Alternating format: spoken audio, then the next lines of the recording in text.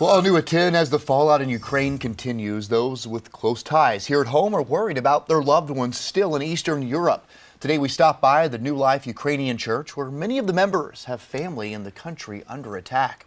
Church leaders say watching it all happen is heartbreaking and unreal, and they feel Ukraine needs more help from other countries. Fox Carolina's Jarvis Robertson live in our studio tonight with more of that important conversation today. Yeah, Cody and Tori, the pastor I spoke with says he feels torn between living here in America because he loves it, but also his native land, Ukraine. Those here are praying for better, safer, and more peaceful days ahead.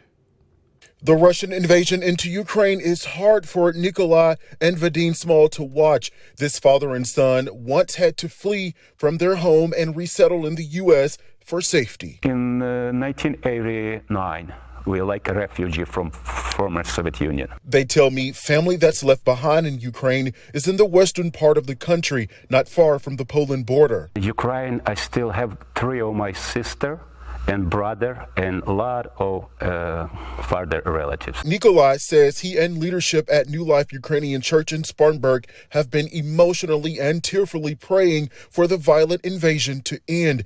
I spoke with a professor of political science at Furman University to learn more about the conflict underway. The Ukrainian military was never going to be able to withstand a full onslaught by the Russian armed forces. He believes President Vladimir Putin wants to bring the two countries together as one again before they separated in 1991. I think he's trying to make sure that happens, and he's doing it forcefully. We remember the dangers. What we are looking at Putin right now, and we are saying we don't want that. Dangers that have been called oppressive, frustrating, and deadly.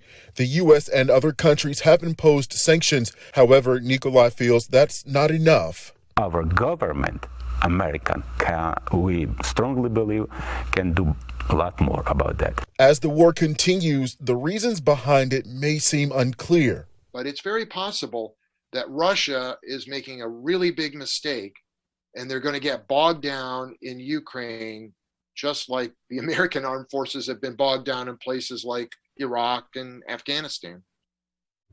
Now, the associate pastor told me today that one of their church members from Ukraine found out about the war just moments after landing in Atlanta yesterday. Nikolai tells me they plan to pray and fast while this war continues. We're live in the studio tonight. I'm Jarvis Robertson, Fox Carolina, the 10 o'clock news.